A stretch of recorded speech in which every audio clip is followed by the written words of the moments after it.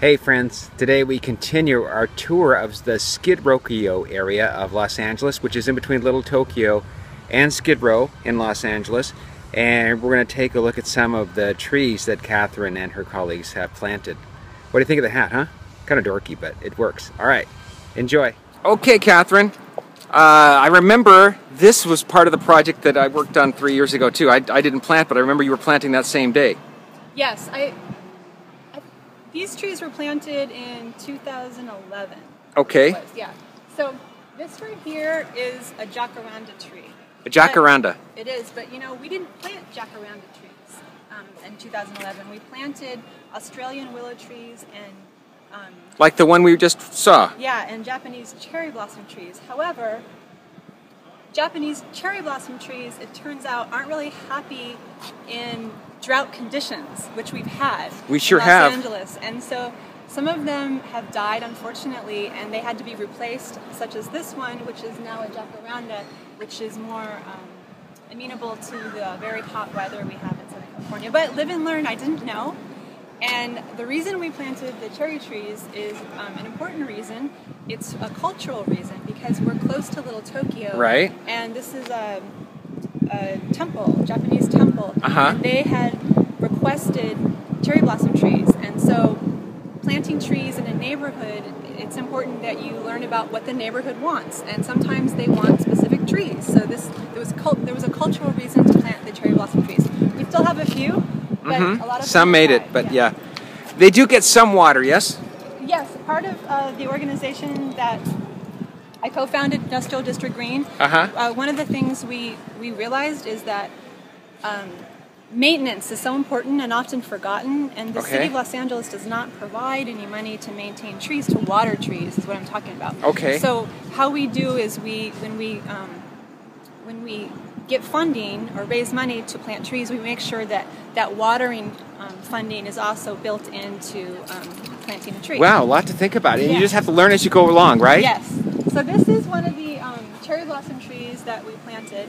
It's still hanging in there. It's not very happy. It's pretty dry. I try to come by sometimes at night and give it some extra water, but... did it have any blossoms? It did. It did, and it was exciting. But I think they come in February for very briefly. Okay. So this one's still hanging on. And it's important that I try to save them. Yeah, this is the survivor. This one is the fittest so far. Survive, but we'll see. We'll see. Okay. Katherine, what do we have here, friend? So we are still in Skid Row. Okay. We're about at Boyd and San Pedro. And this is another jacaranda that we had to switch out with a dead cherry blossom tree, unfortunately. But I wanted to draw your attention to these horizontal wood planks. Yeah, okay. So these pieces of wood here, we're calling a tree guard. Nice job adapting for the camera, too. You are a pro. So we're calling this system here a tree guard. A tree guard. And the reason that we have them here is to protect the tree from human beings. There's a lot of human beings on the streets downtown. This is a high-density neighborhood. And a lot of trees were getting snapped, and just people were, vandalizing. Just hijinks, huh? Yes, but important to note that happens in every neighborhood. It's not, right, it's fact. Yes, golf courses even. It's happened in my hometown. Yes. So one of the programs that we started is called the Street Tree Team. Okay. And so what we do is we have volunteers from Skid Row, from the neighborhood, come out and actually build these tree guards, and we pay them in gift cards. Very nice. Like Target and CVS, and they actually build out these guards, and it's part of our program. And it's not easy work. No, it's hard. I don't do it. We have supervisors that supervise this program. Very nice. I like that. Very positive. So that's what this is, and I got this idea from a nonprofit in San Francisco called Friends of the Urban Forest, and I saw they did that. Friends of the Urban Forest. Shout out to Friends of the Urban Forest. Okay. Yeah, it's also a high-density urban area, San Francisco, and I saw that, and I said, that's what, I'm going to take that idea and steal it. There we go. As we can look behind Katherine there, all those trees are part of this, but we've got way more to see. This is just the start of it. We're actually going to, what do we have to look forward to? We're going to actually kind of go into the heart of Skid Row. Wherever you want to go. Okay, let's see. This is also just a guerrilla style garden that my friend Scott from SoCal Guerrilla Gardeners came, and he has just been planting gardens in public spaces since the 70s, and he just grows a bunch of succulents in his home and comes to communities to help people plant stuff for free. It's fantastic. So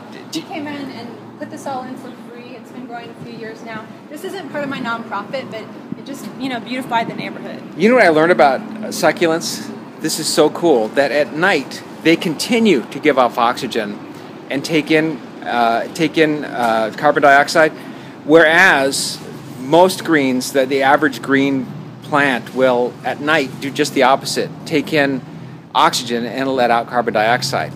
I had no idea. I just learned it. I just learned it too. Yeah. Thank you. So I hope it's right, because that's what I was told. I can fact check it. At some gig I did, because that was a centerpiece, and they wanted to. Anyway, that's the name of that tune.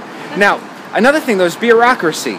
Yeah. Let's say, hey, I want to plant. There's a space. There's nothing in here. I want to put some plants. Can you just do that? Well, that's a good question, because my friend Scott, I can show you, direct you to his website too. Okay.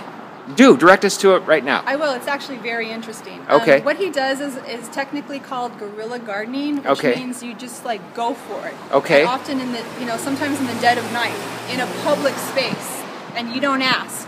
That's the whole thing with guerrilla gardening. You just go for it and do not ask permission. Okay.